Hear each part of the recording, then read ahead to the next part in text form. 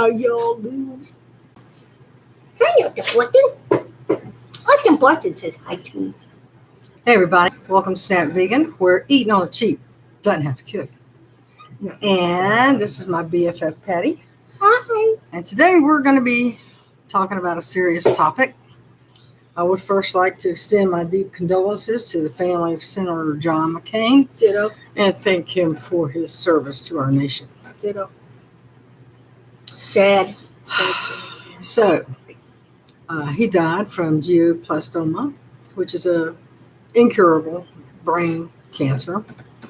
And so, of course, he had federal insurance. He also had the advantage of going to the VA if he chose to. And but today we're going to talk about what it's like to have cancer blindside the everyday American. And that would be my friend Patti. And although she's trying to laugh her way through it, it's a very difficult time. So I guess we'll call this interview with a cancer survivor. And give you a little backstory. Her and I both were in college. It was about 2 weeks before our graduation. The two of us in college. Can you imagine? When she got the news that she had breast cancer. So what stage breast cancer was it? Stage 2B. Stage 2B breast cancer. And I don't know. Were you on disability at the time? Oh, I can't remember. I don't think so. It wasn't until she had no insurance at the time. And petrifying. It was then we got you on HIP 2.0, which is the Medicaid expansion. Thanks, Obama. Really, thank you, Obama. And then her treatment began. And so from a cancer survivor's standpoint, when you're going through it, talk to us about what it was like to leading up to that, like your mammogram and your talk with your doctors and everything like that. How did that go? Because I wasn't there initially. Okay. So how did that go for you?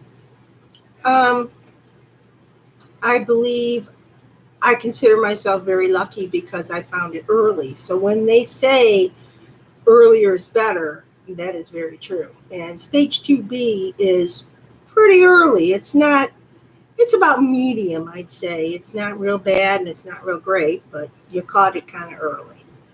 And I found the lump in my breast, well, I believe the first time was in the shower. And don't ask me why I was feeling around my boob.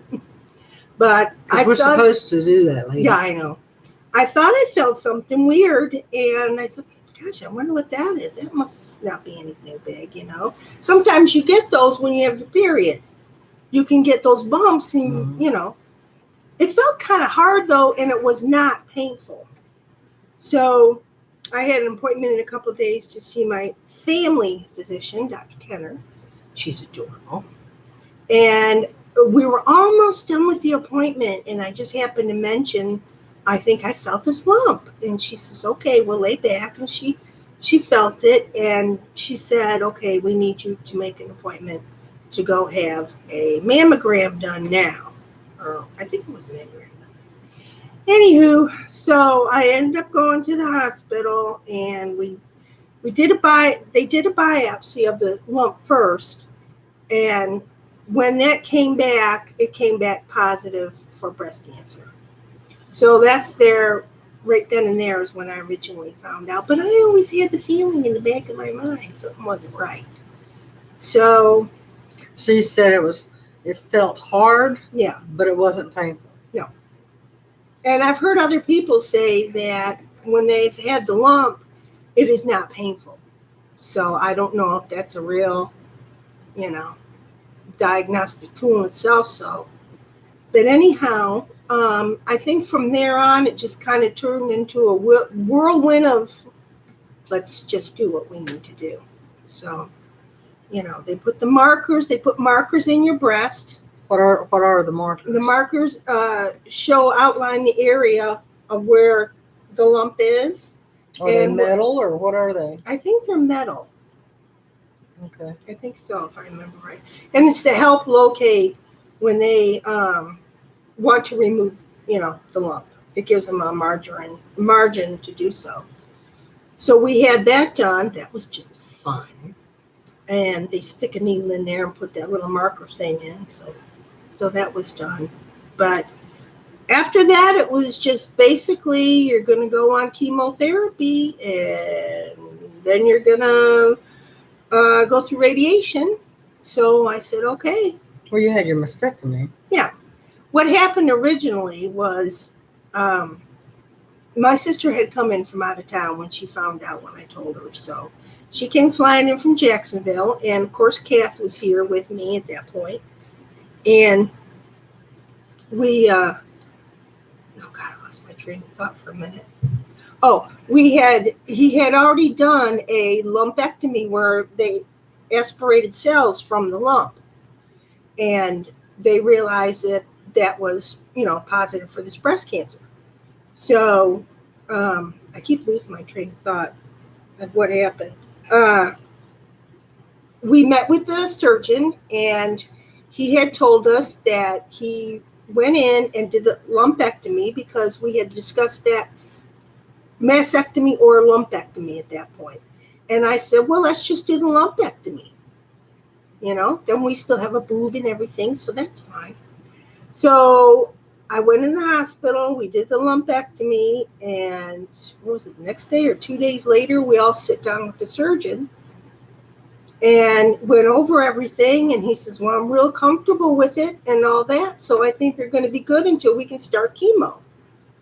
Well, between the time of leaving the hospital and the time of getting home, he had already taken another look at the report and did not feel comfortable with the margins that he had used. He wanted to make it bigger. So he called right when we walked in the door and explained that to me and then said, either we can go in and remove more of the margins or we can just do a mastectomy. You were still in the hospital when it happened. No, I was there at the meeting with the doctor when we first discussed the lumpectomy and had it done. Remember? The lumpectomy. Yeah. But then you had your mastectomy. Right. That night of her mastectomy, she got super, super inflamed underneath. Really, like. Well, it got swollen. The area was really swollen. It was filling up. Yeah, it was. With blood. What do they call that? Hematoma. Something like that. Hematoma. And so that was in the hospital. And so they went right back into surgery the next morning to relieve that. What it is, it's a hematoma. And when a vessel ruptures, it just starts filling up with blood. Well, we can't have that.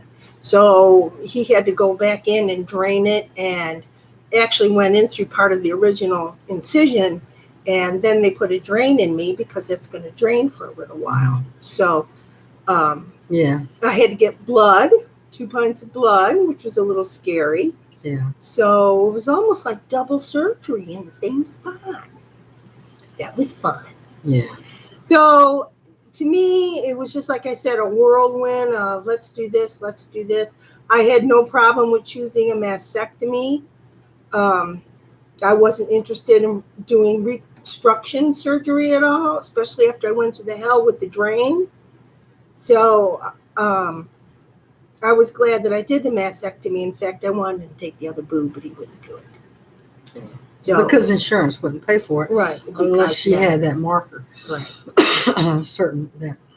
Same marker that hurt. Well, I forget what it is. IBRAC marker, I think it's called, yeah. And I was considered HER2 positive.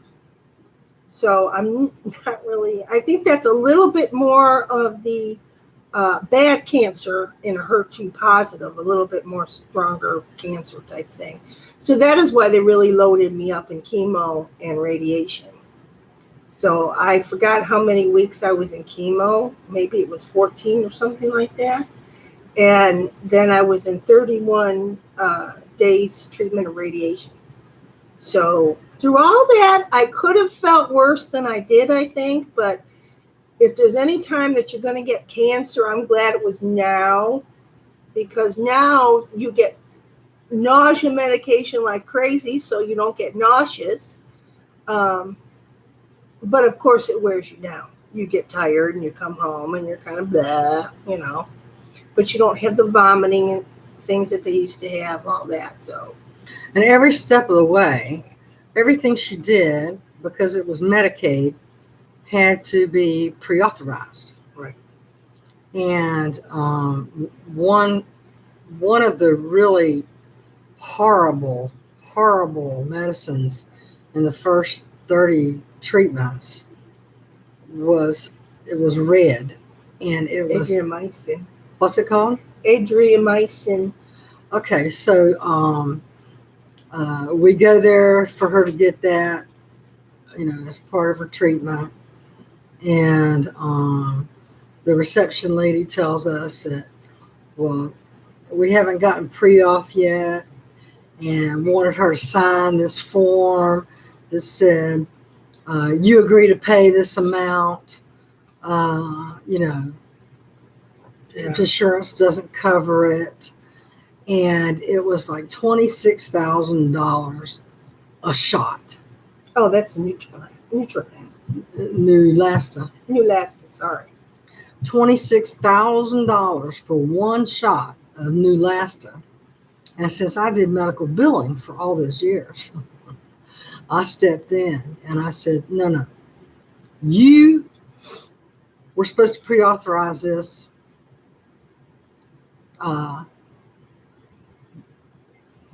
as a facility that accepts Medicaid as a payment form. Your contract says you cannot bill a patient for what is not covered under Medicaid.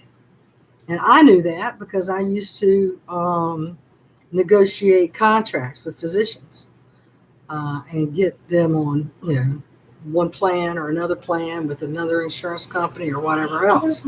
So I knew that. And so I'm like, don't sign that, Patti. Yeah. Do not sign that form. You call whoever you got to call to get this, check on this pre-auth, because she isn't going to pay $26,000, and it's illegal for you to ask her to sign a form to say she will.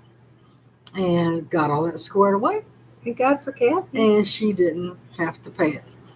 And the pre-auth was there. They just hadn't forwarded it on. So be mindful that anybody that contracts with Medicaid as a payment cannot, by virtue of what is said in their contract with Medicaid, be billed for something that's not covered.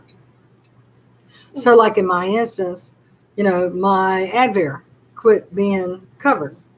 Well, I just quit getting it. The pharmacy's not going to fill it and then, without telling me, hey, it's not covered.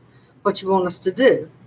And, in the instance there, it was like, they were asking her to fill a form out illegally to get her to say, I'll pay for it, if and they can't. They can't do that. So how long was... I just wanted to add something real quick that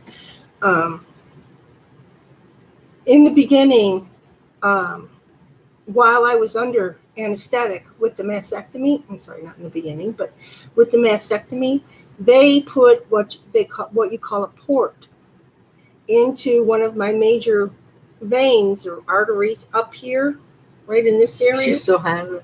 Yeah. And that's what they use to get immediate access to the heart. So when they do chemotherapy, it directly goes through the heart and through the rest of your body. The other thing is too that the Neulasta that Cathy was talking about was your immune system becomes so low that you have trouble fighting off anything that comes flying around the corner. So what the Neulasta does was help protect your body, give your immune system a little boost and keep you on the safer side. So I believe and it's really cool because it's an injection. The first one I had was a regular injection, but then after that, they send you home. You might have already seen it on the television. They send you home with this apparatus that automatically injects the medication into you. So you don't have to go back to the doctor or go back to the clinic or chemo to have it Right. done. You have your chemo, and the next day you're supposed to come back. Right. To get your anti-nausea shot. And now they've got this thing that just looks like a really big Band-Aid and a plastic thing that's on her arm. It's cool. And then just whenever it's supposed to do it, I guess they program it in there or whatever they do. Whatever, I don't know. But it's 24 hours after the end of her chemo. So they put it on, and then it just automatically injects her at home. So that was good not to have to. But I had probably had, I can't remember, Kath, 2 or 3. I want to say 3. Your chemo was in the beginning like almost every day, wasn't it? Yeah. But I mean, the Neulasta was about 3 times, wasn't it? 4. 4 times? Okay, so you can imagine 26,000 times 4. Neulasta was 4 times. But back in the old days, we didn't have that. So the poor people were barfing at one end and their immune system was going down the toilet at the same time. Now, Patti lost all of her hair, too. Yeah, I lost all my hair. And, I got some of it back, though. So, and in the meantime, just so you understand, and we're trying to get her on disability. All of this time, after our graduation, where she had planned to take her state boards and then go right in. She had a job offer at a hospital. Yeah, the DeKalb or whatever hospital that was you went interned at. Oh, I didn't really get a job offer. If I had lived closer, I was an hour away. Oh, it might have been. Yeah. So she was going to go right into her coding profession, and now she couldn't work at all. So we applied for her to get her disability. And that's when we learned that because she was married to a guy that didn't want her to work, she didn't work all those years, she couldn't get regular disability, that she had to get SSI. Which is a federally funded program. And so, so she could have, but there was what, a 3-month wait that we still had to come up with how to pay her rent. Right. And luckily we managed to do that through the township trustee's office, help from friends and family. Yes. And awesome. But especially this one. But it is when you have no income and this comes at you fast, it's scary. You have to be very resourceful into how you survive through it, right. Without losing your shelter, or because there wasn't a woman's shelter that would take a cancer patient. There's no other shelter available for single women with no children, much less if you have the kind of medication that you have to have when you're having cancer, because they don't let painkillers in the shelters. It was just couldn't have her living in the shelter doing that. She got her a hospital bed for her living room. in her living room. My sister got the bed. Of course, she got the bed. She's older than me. But just want to let you know that. Austin, get down! Not now. Appropriate. He's a good Inappropriate. boy. He's a good boy. He loves his Aunt Patti. Yeah, Aunt Patti don't like him at all. But so if you've gone through, or if you are about to go through anything like that. You really need to be resourceful. And if you live in a state that has not expanded Medicare or Medicaid, excuse me, I would suggest you strongly make an effort to move. Your survival depends on it because there are no free cancer treatment programs.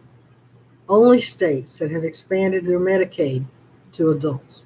And please be vigilant about checking, because if I hadn't have done that, I wouldn't have, I'm sure it would have been found eventually, but it would have been a lot worse. Self-examination is absolutely non-negotiable. Right. Right. So, yeah. And So- you gotta just, you go with the flow. You do what the doctors want you to do. And I used to be the one that was running around going, "Oh, look, I'm grateful. The only thing we don't have in our family is cancer." That's what I get for opening my big fat mouth. So it's just crazy. So I know it's easier to say, if you don't live in a state that's expanded Medicaid, you should move. But You can do treatment there. Your life depends on it. Because if you don't have the medical coverage, you will die. And do they have to? Would they have to live in another state, or could they like travel for treatment? No, you have to live in the state where you have Medicaid. And I'm so grateful. And so thanks, Obama, for Medicaid expansion and the ACA. Yes. So I still have my good friend with me. Yeah. And thank you to Senator John McCain for thumbs downing the repealing of the Obama the attempted repeal of ACA with nothing in its place. I think he came from a perspective of a man that just was diagnosed with cancer, knew he had the insurance to cover it, and the promises all along were that we're going to repeal it and we're going to replace it with something better. And that second promise wasn't made, and he was not going to leave all vulnerable Americans without a way to be treated. And for that, I thank him for speaking for all Americans and rejecting a partisan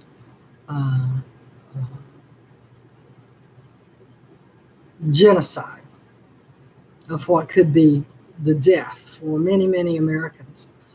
I am a Democrat, and I admire John McCain for many, many reasons, and I am a veteran, and I admire John McCain for his service, sacrifice, and bravery to do the right thing in the face of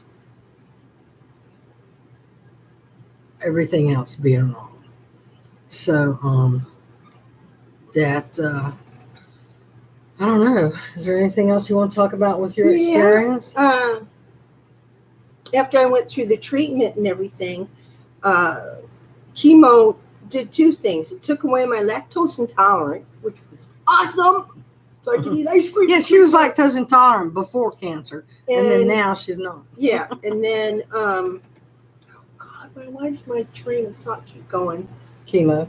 Yeah, chemo, lactose intolerant, and near the end of the chemo treatments, after we've gone through the other drugs are given to you. It goes in a series of time, and you get these two drugs at this time, and then you wean down and get this other drug. Well, one of the last drugs was Herceptin, and I was supposed to be on that every 3 weeks for, I can't remember how. 6 months or something? Well, 6 months or something. I think 6 months. So in the meantime, my ejection fraction, which measures the strength of your heart muscle and the flow through the heart, the blood flow through the heart, was starting to drop. And we were wondering if Herceptin, being as strong a drug as it is, had anything to do with that.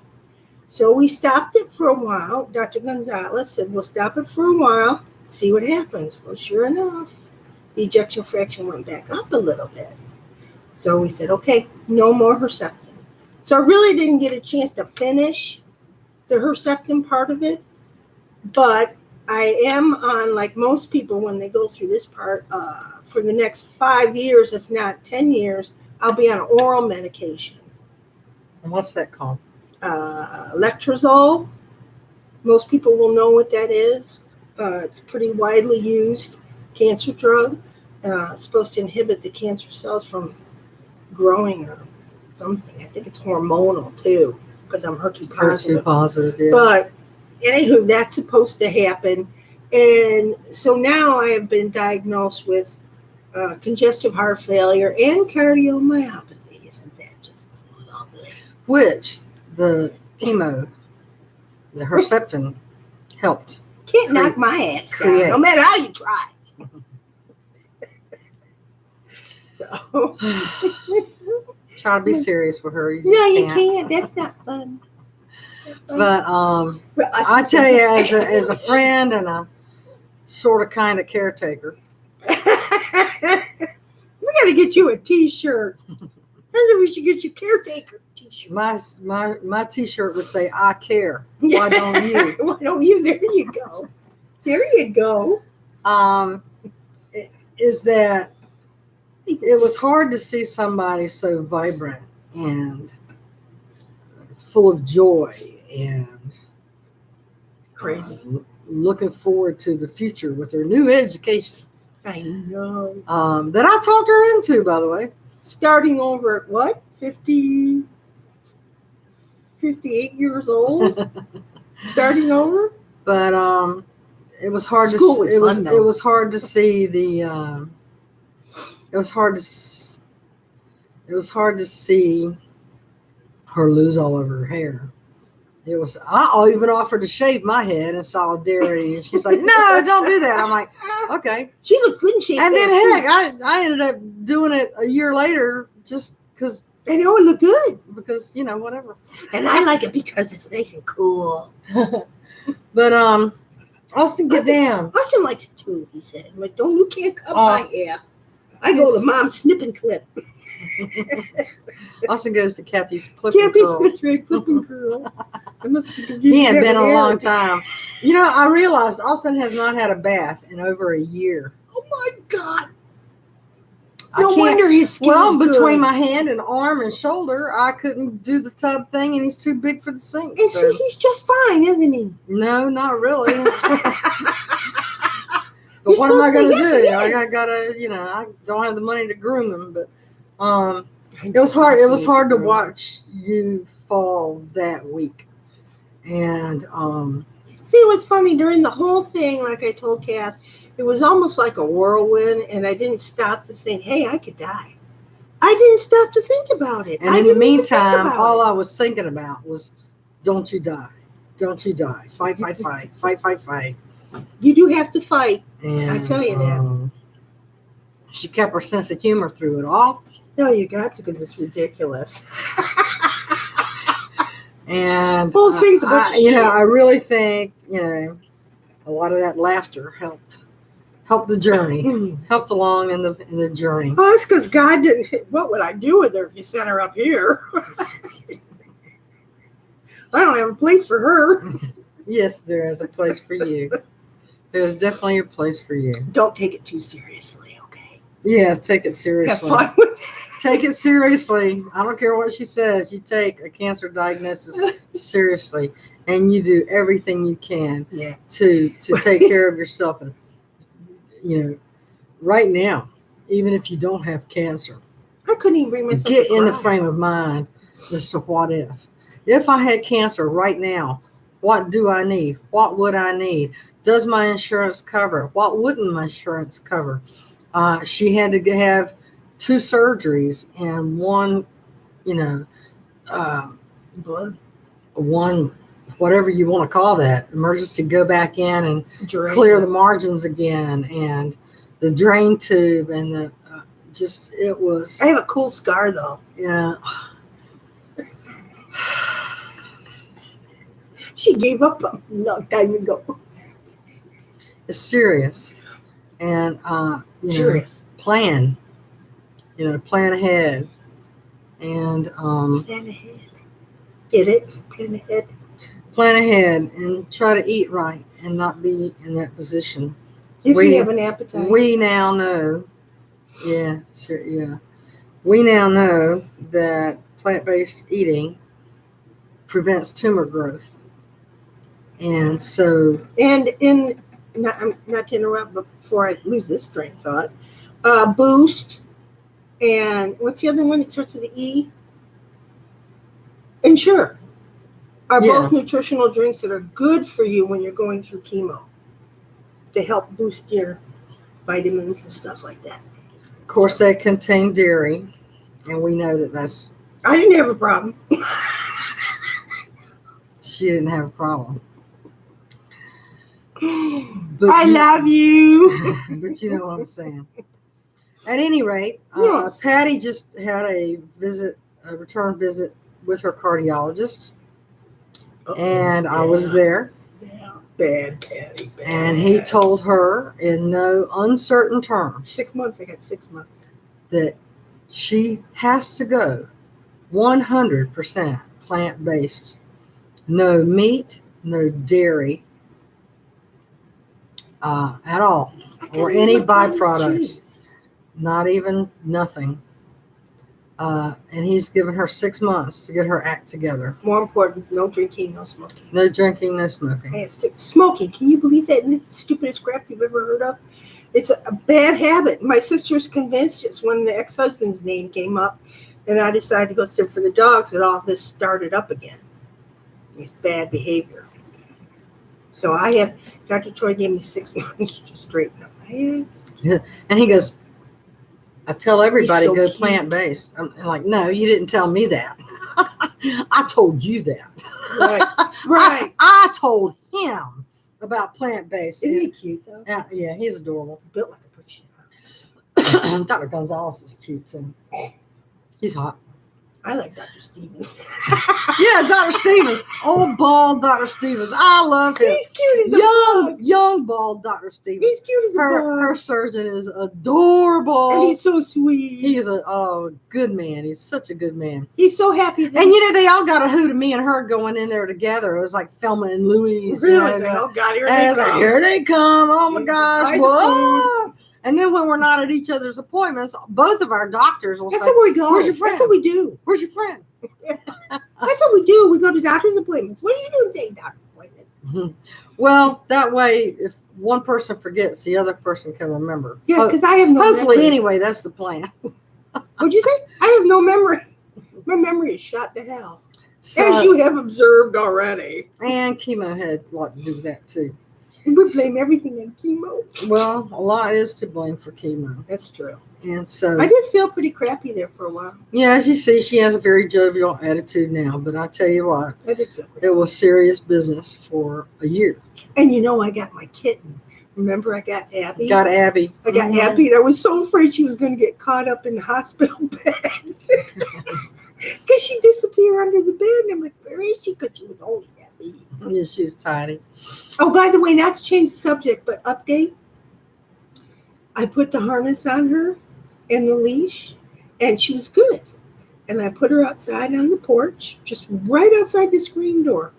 And I've never heard such a guttural sound out of a cat before as I heard that day.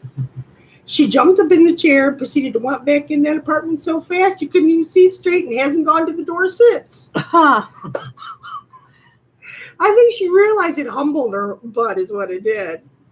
I know. But the harness works. Mm-hmm. So I guess that's all. I just kind of wanted to, nobody came in to talk about this serious subject today. A couple people popped in. I think we had as much as 4 people at one time, and they didn't stay long because I guess we were talking about a serious, talking about a serious subject. But I hope that if you do get diagnosed, you'll be okay. You'll be okay. You just do what they tell you to do, and God's on your side. So what the heck? Yeah. If he can rescue me, I mean, come on. I'm at the bottom of the barrel, But So just, I hope people who might run across this video in the future who might be fighting cancer with Medicaid or, going up against something like that. Our prayers and hearts are with you. Mm-hmm. We know where you're at. We know what that's like. We understand and completely wish you the absolute best success Yep. that's available to you and beyond. And so that's how we're going to end it today. I want to thank my friend Patti for sharing It'll her be $50. 5 cents, all you get. Remember, please check yourself. Yeah. Okay. Even if it doesn't run in the family.